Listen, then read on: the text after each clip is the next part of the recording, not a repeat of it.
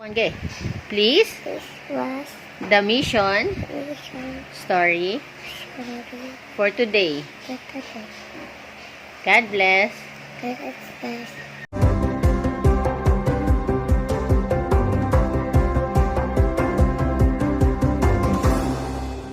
Boom. With binoculars, 21-year-old Angel scanned a barren landscape of sand, cacti, and shrubs in Mexico's Chihuahua state. Boom. Angel saw soldiers fire heavy artillery. Even though the soldiers and their artillery were 4 miles away, the explosion rang loudly across the desert. Angel followed the billowing trail of white smoke that showed the shell's flight path. God, he prayed silently, please, make it explode. Moments later, boom.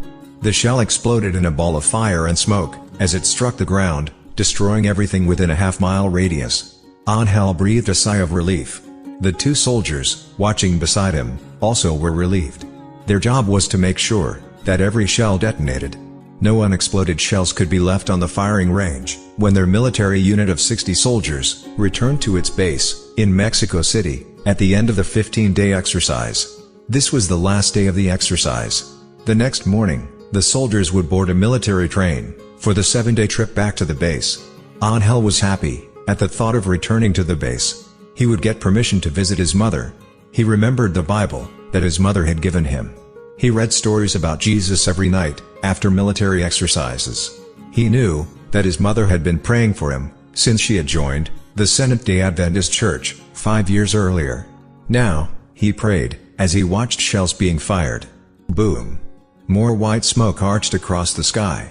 God, please, make it explode, Angel prayed again. Silence. Angel's brow wrinkled with worry.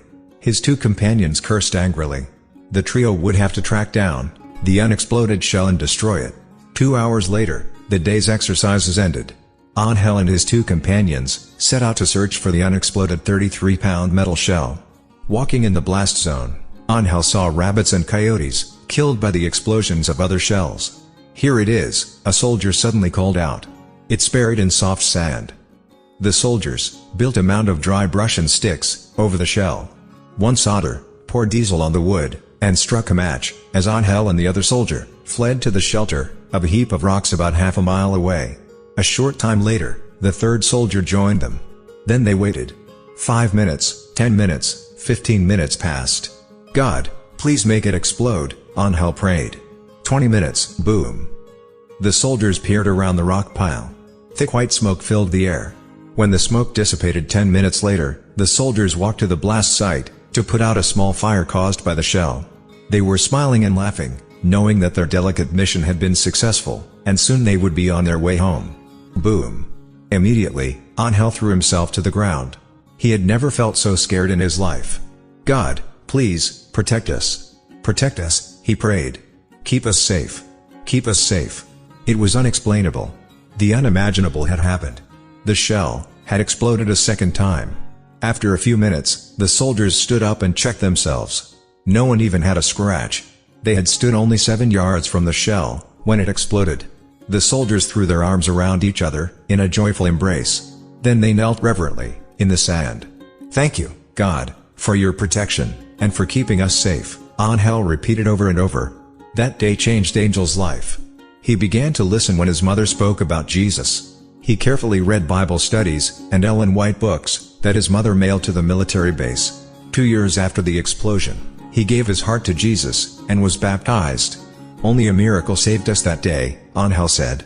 Usually, shells do not explode twice. It was definitely God's hand that protected us. I am convinced that God had a plan for me. Today Angel is 43 and works as Chief Safety and Quality Control Officer at Southeast Hospital, a Seventh-day Adventist facility in Villahermosa, Mexico. Thank you for your 13th Sabbath offering in first quarter 2018 that helped the hospital expand with a new wing.